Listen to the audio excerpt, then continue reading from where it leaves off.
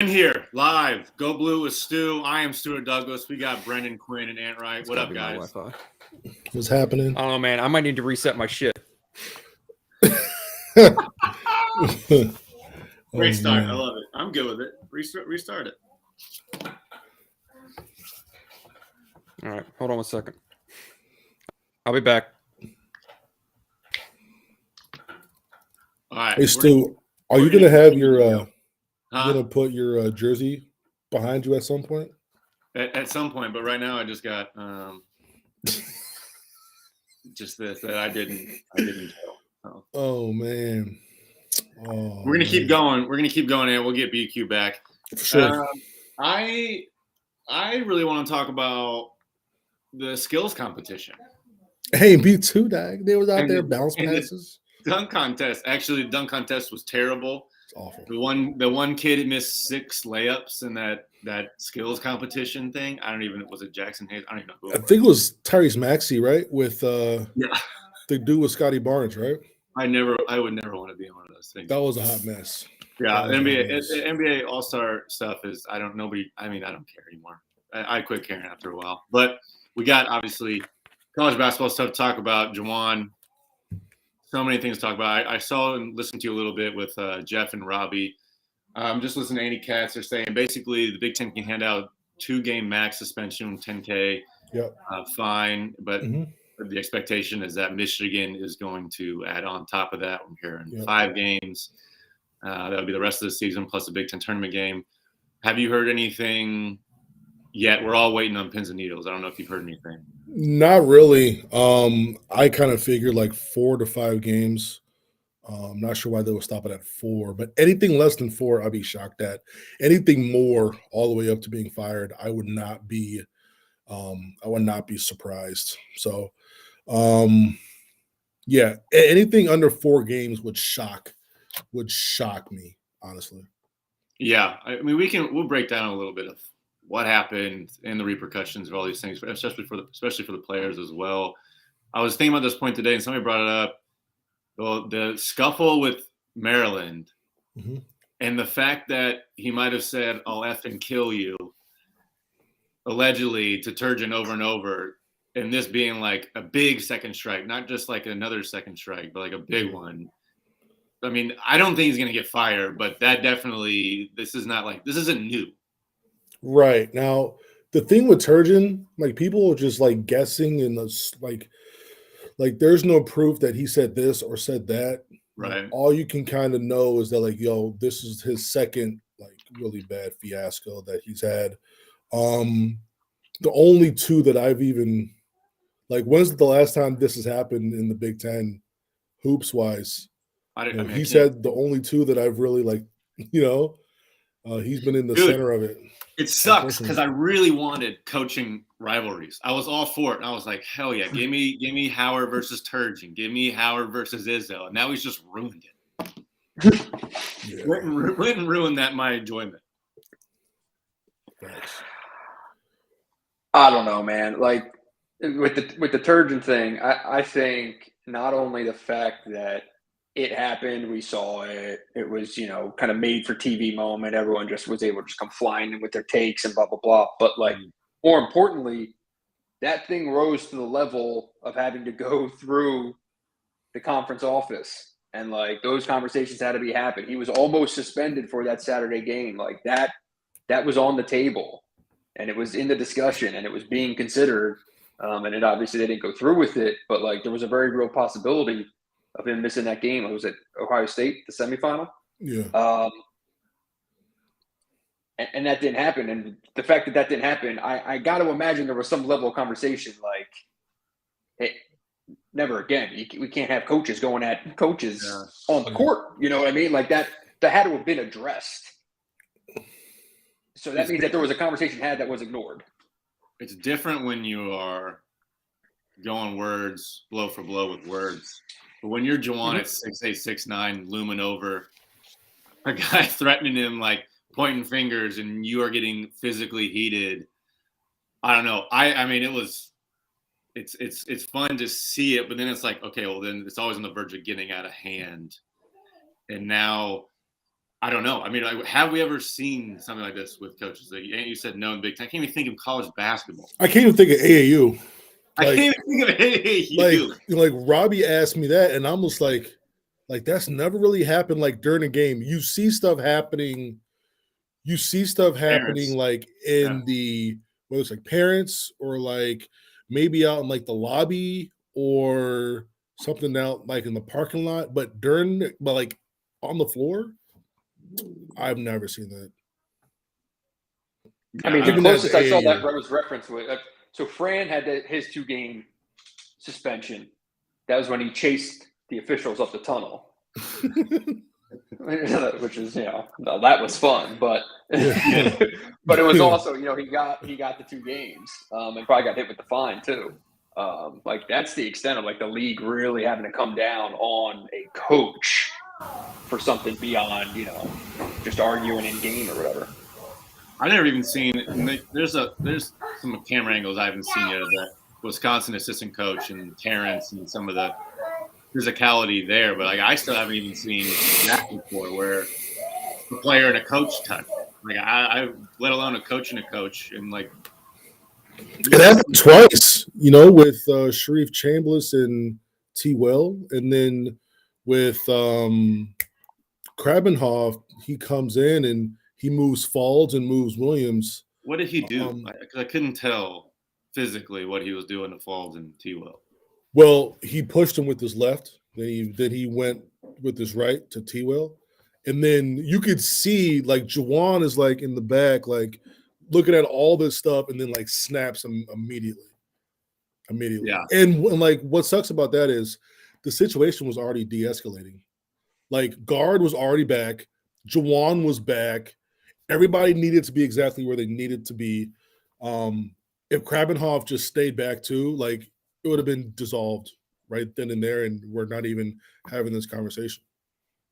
Yeah. Well, you got 2 basketball players over 6'8" who are trying to have a pissing contest in the middle of the line. And I would say it's not like, I mean, Juwan was being held back too. It's not like Michigan was walking off the floor and being pursued either. Yeah. You know what I mean? So like I got your point, but at the same time, like if anyone had just turned and walked off the court, then we're not talking about any of this 100%. Bullshit today. You know what I mean? I mean, Juwan's a competitor.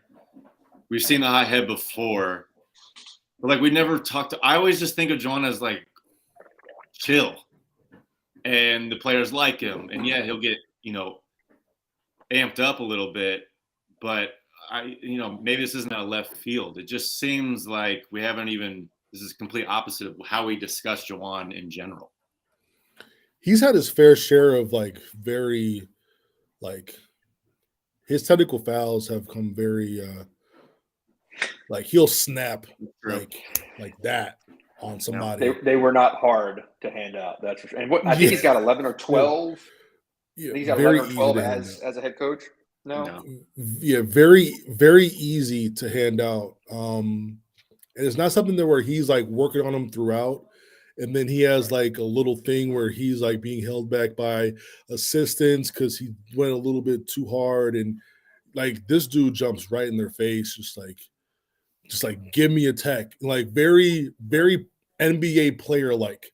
Right? Yeah, it's exactly not like college coach. It's very player like.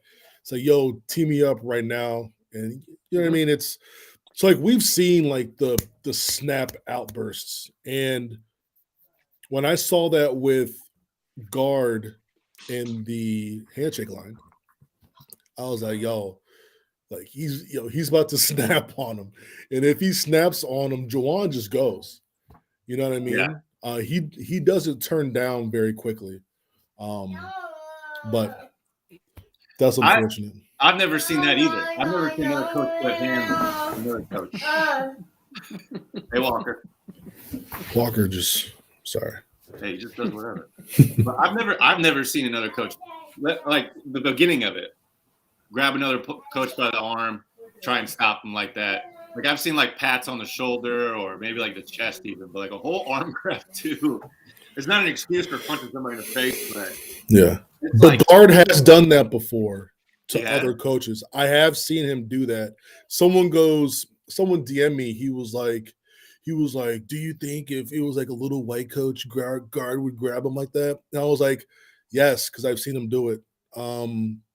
He's grabbed guys who try to walk by him. He's done that before. But not everybody responds in kind to that type of situation when their mind is in a certain place. I mean,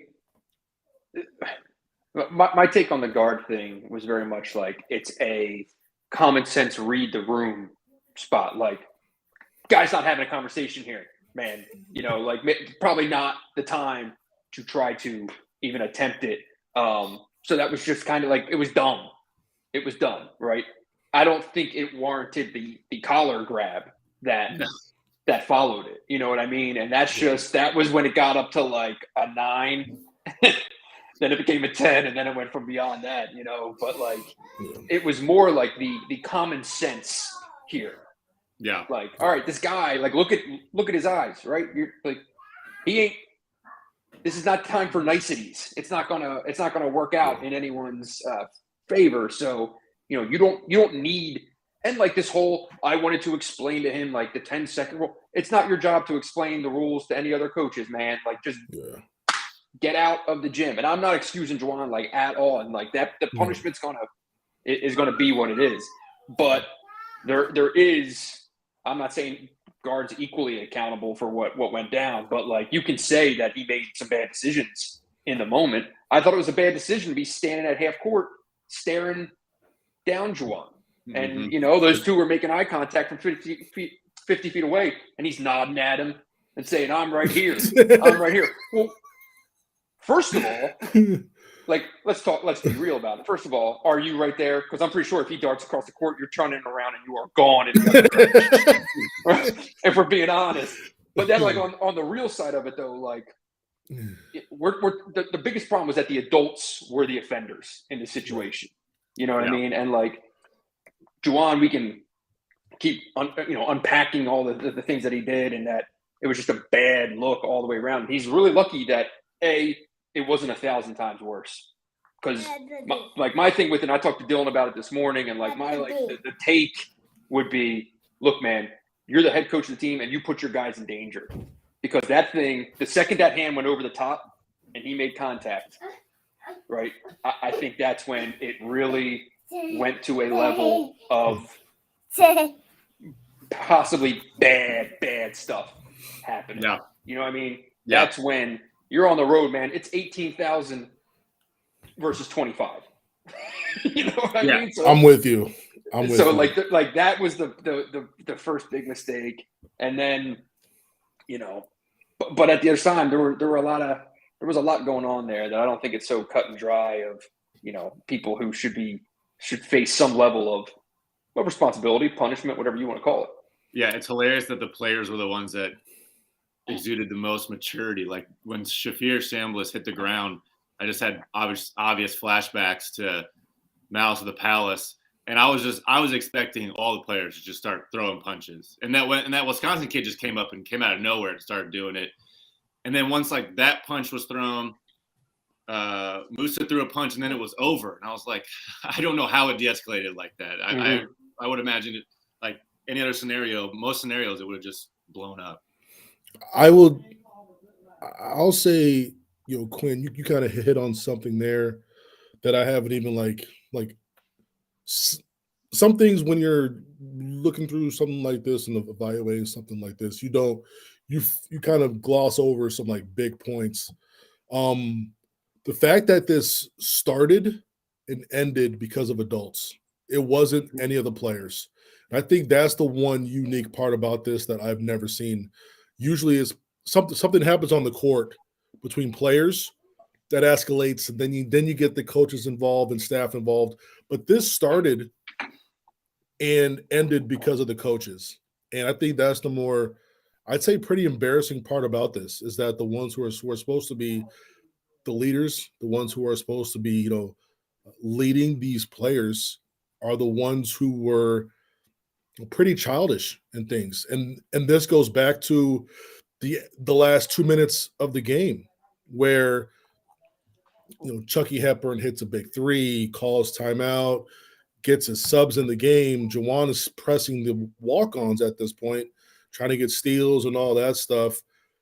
And then if you're pressing, you can't get mad that a coach calls a timeout to get his walk-ons in the right spots, in my opinion.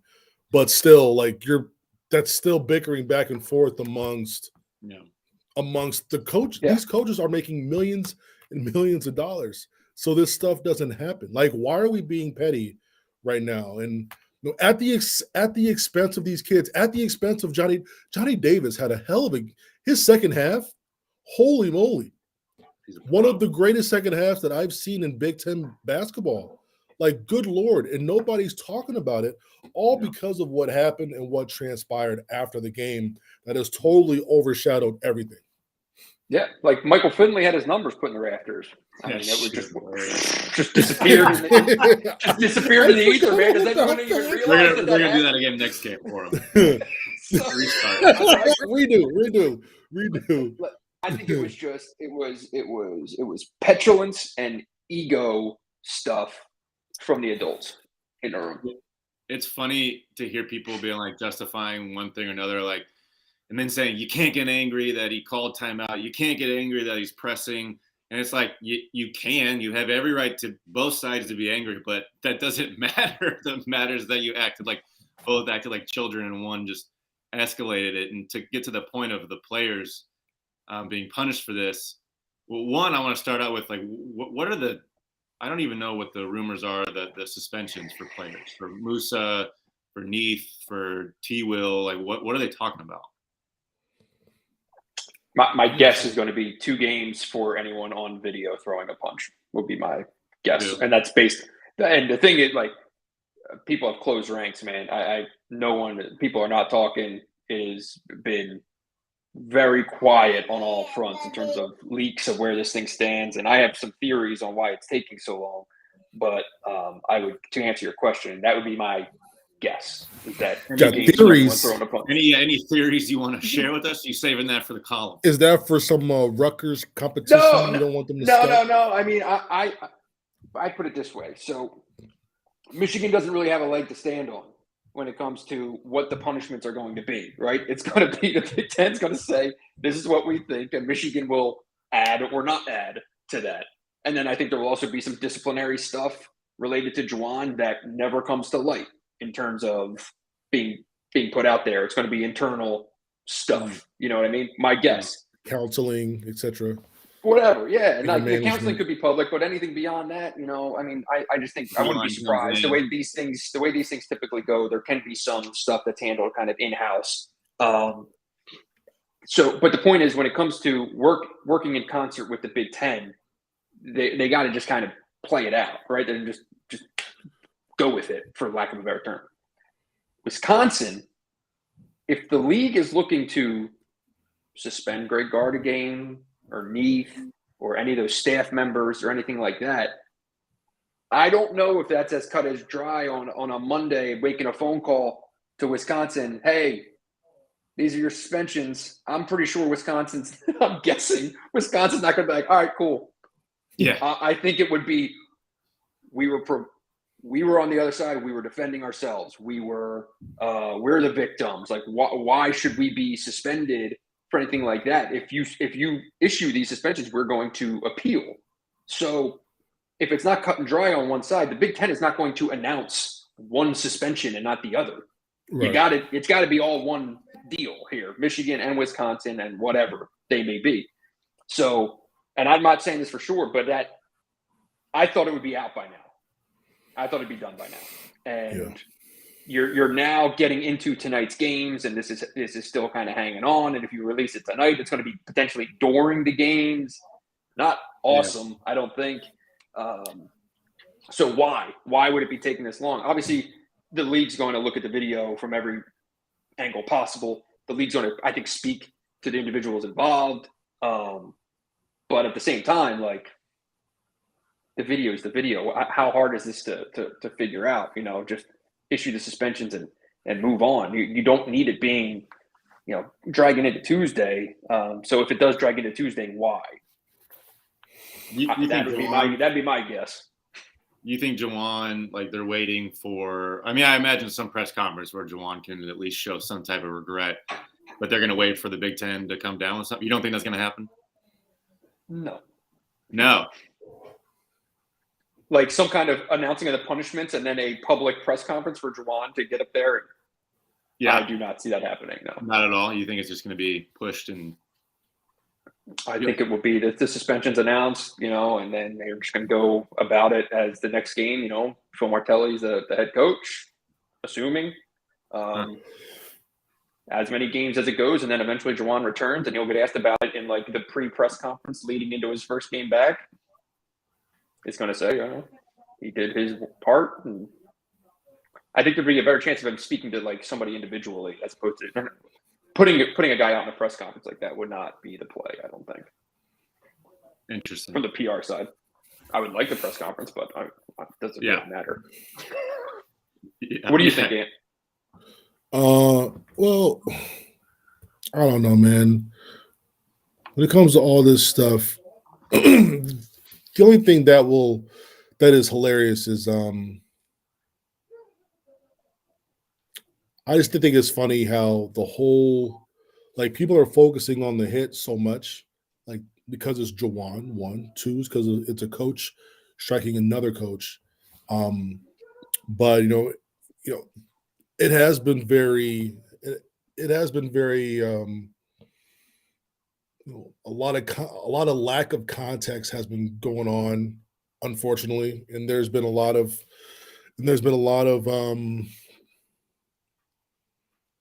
missing details in terms of things, and that's really unfortunate because there are people out there who think Wisconsin is just fully innocent and nothing should happen. Had someone argue with me that nobody from Wisconsin threw any punches, that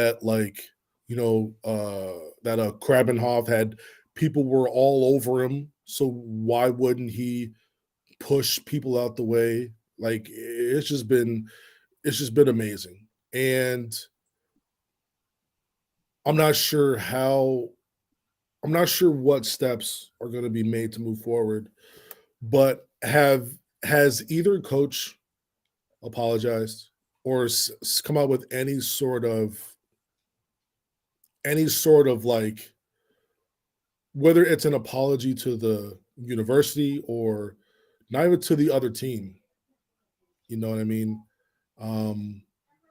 Has either coach apologized? Like Howard, he wasn't even made he was made available to the media, right? At no point did he apologize for his actions. And when that was a clear, very good chance to, you know what I mean? And unfortunately, that gets taken the wrong way. Whether it's you know what I mean, Quinn? I mean, I'll put it this way. I'm pretty sure in both coaches' minds, their side is the right side. Where Greg Gard is going to be like, hey, man, I just wanted to stop him and explain my side, blah, blah, blah, blah, blah. I was in the right. And Juwan's going to say, guy put his hands on me. And that just doesn't fly. No matter what, I think if I had to guess, at the end of the day, even regardless of the punishment, whatever, if you get Juwan in an honest moment and be like, man, what happened? He's going to be like, guy put his hand on me first, man. And that's what happens when that happens, that's just something that's a line you don't cross. So if both guys are looking at that's a line you don't cross and they are conflicting each other, when and where is there going to be any kind of legitimate contrition, apology, whatever? I'm sure in whatever press release is going to drop, I still think it's going to happen today. I think it's going to happen before tonight's game. I would hope, for God's sake. It's 5:30, so you got an hour and a half. Big Ten's on Central Time, don't forget. Ooh. Sorry, dude. So it's toddlers. There's going to be some apologies within the statement itself, but that's just going to be well-crafted stuff by people paid big money for empty sentences. I'm picturing the Steven Jackson story where he told after the Mouse of the Palace and Artest came in the locker room and was like, "Are we going to get in trouble?" So look, I have talked to people that like that plane ride home for Michigan Yeah. was, I think, really quiet, and the way it was described is like the gravity of the moment settled. Like it actually, because look, I mean, I've never been in a melee on a court, so I don't know shit. But I'm sure when you're in it, right, it's just things are flying, and then it's when you remove, once you're well removed, does it actually register? And that's when you see the clips, everyone on their phone, seeing Juwan hitting a guy, you know, seeing Terrence get punched in the face, that it actually like, holy shit, that just happened. And that apparently on the flight was very much levels of regret, remorse. It hits you hard. What happens now? You know, it hits you hard. It hits you really hard. I've never been a part of anything like that, but you know, I remember something, you know, something as small as like that shot with Evan Turner, like in 2010. You know, it's that didn't really hit me until like we're on the way back, and I'm just like that's it. Like the season's done. Like like no practice, no film tomorrow, and it's like once your adrenaline is down, and then once you come back to earth, you realize that like whatever happened, you were doing on a stage in front of millions of people. And then by the time they got on the plane, I'm sure they were getting blown up by everybody and their mom, whether it's their former coaches, AAU, high school, their friends. It's like, I can't even imagine the type of messages they're even getting on IG. Like I'm sure it's absolutely nuts. I remember freshman year, that plane ride home from Wisconsin, I was throwing up in CJ Lee's dinner bag, and my flight was probably better than the one going home last night. But I'm trying to think of like players. This could change how players kind of view Juwan if he doesn't get in front of it in terms of the players. Like, apologizing to the public is like whatever, and I mean, unless that's gonna like make or break his job to Ward. But I can very much see, like, if I'm a senior and I'm being told all the time to be disciplined and yada, yada, yada, be mentally mature, and then you go and act like a toddler, I'm going to lose quite a bit of respect unless you can really get in front of it, be apologetic, and, like, maintain that leadership of the team. Now, there's a lot of young guys, but there's going to be some making up to do. Like, Moose is going to be looking around like, I was defending you, now I'm suspended, and I kind of want to get to the point, Rob made a point before he went live that this could affect Musa's kind of, how do you say it? His ability his marketability in Michigan. I don't necessarily agree with that, but this could scar certain players, and people could view Musa negatively from here on out in his time at Michigan, and like that sucks. And I don't know if I could look at my coach if that's what happened to me. Personally, I think the bigger, more than any marketability or any stuff, it's for everyone except Juwan. This thing basically goes away, in my opinion, in time, and it's not going to matter. Yeah. However, where does it carry weight with the players? Well, you're now potentially really shorthanded for 2 games that you need to win at home. Because this team's still trying to make the NCAA tournament, and Musa Diabate's been ascending. He's been playing well. Terrence Williams was one of your most versatile pieces on the roster. Gone potentially for 2 games. That's not a small deal, right? And it boils back down to the behavior of the head coach. That's weight, man. That's real weight. That if they're going into the last week of the year and this is now a whatever game losing streak, people are going to be looking back on this and saying, man, that was, it was a pretty selfish move to let it get to that. Yeah, it's going to be interesting.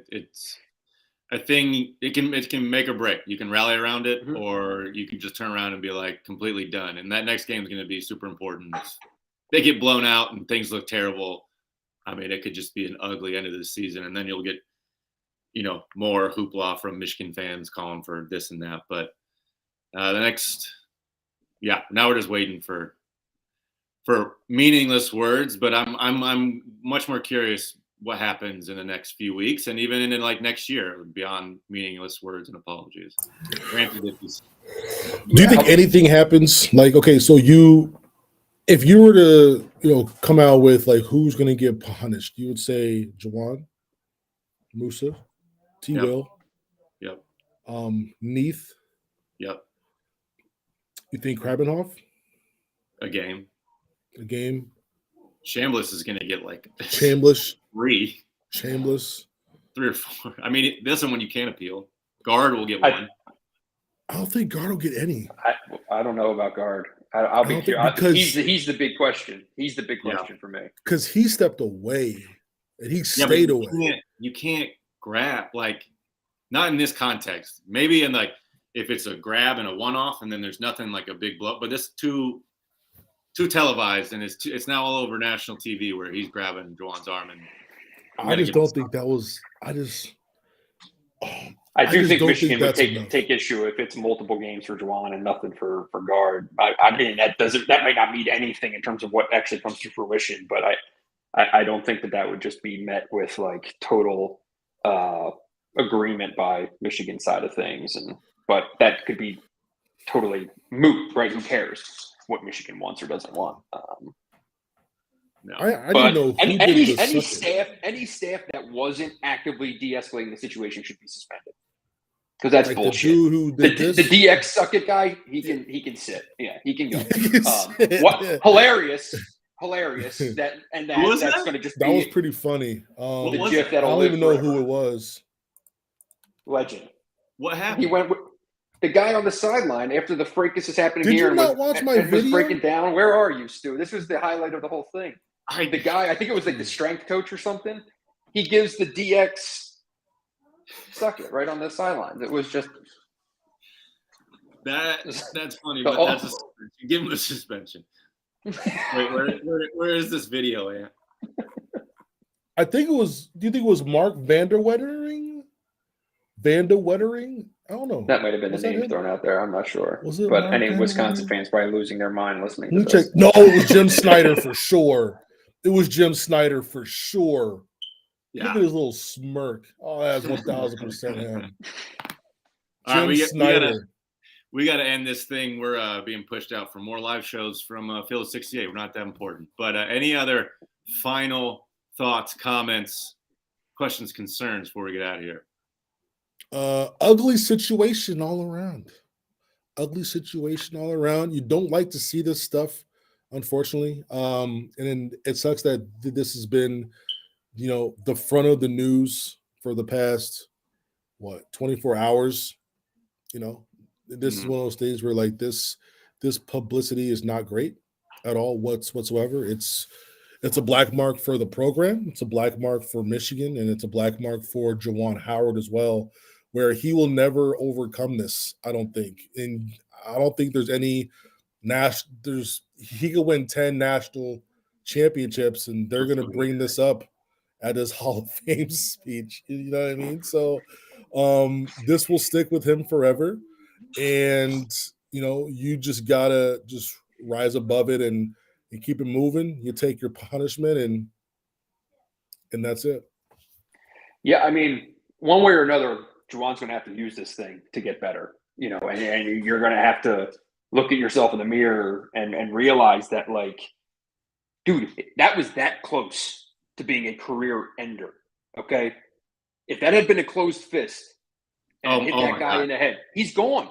His job, especially if he went limp after, is over. If he had gone over the top and if he had hit guard, if he had hit Greg, that would have been it. Yeah. And now these are all hypotheticals. Like I get that. And then he opened it up at the. It was. I mean, it was that close to being a like just disaster, total disaster. I mean, that was really bad as it was, but it could have been way worse, like I said, in terms of not only what he did, but everything that followed after it. So, look, Juwan Howard's going to be the head. He could be the head coach at Michigan for a very long time, but he's got to figure out a way to understand what happened that allowed him to react in that way. Because if you want to get pissed, man, and you want to get into the competition, like, let's not act like this is real world. I love the people that compare it to offices, work, jobs. Okay, well, it's not an office job. You know what I mean? No. But at the same time, yeah, everything that we're all saying is like, we've never seen anything like this before. That's because coaches don't hit other coaches. It just doesn't happen. You know what I mean? So he has to bear some level of responsibility and understand, most importantly, understand, like, shit, why did I go over the top like that? Like, how does that happen? And how can I, improve from it or get better from this whole thing? Because otherwise, yeah, no We'll saying see. where it goes from here. It'll be interesting. Juwan seems like the type of guy that possibly be introspective enough and learn from it and be better. And he'll hopefully get a second chance and figure it out. But yeah, you're right. He's got to use this. He can't hide from it. He's got to use it to fix the image issues, fix the problems, and then go from there. But I'm interested for the BQ column. That's what I'm waiting for. Man, Life is going to be interesting for the next 48 hours. The flamethrower really isn't my style, but No, we'll see. We'll see. I mean, you got to be asking around the hammer. interviews. All I had was I had Michigan State fans yelling at me. I'm like, why am I getting yelled at by Michigan State fans? How did this happen? But here we are. Yeah, this is okay. My final point is now I'm upset. Izzo is a patron saint, and now that bugs the hell out of me. Forever minted as the nice guy in this rivalry, and like, damn, that sucks. I just think it's hilarious that he was asked about it and commented about it. Like, it has nothing to do with anything.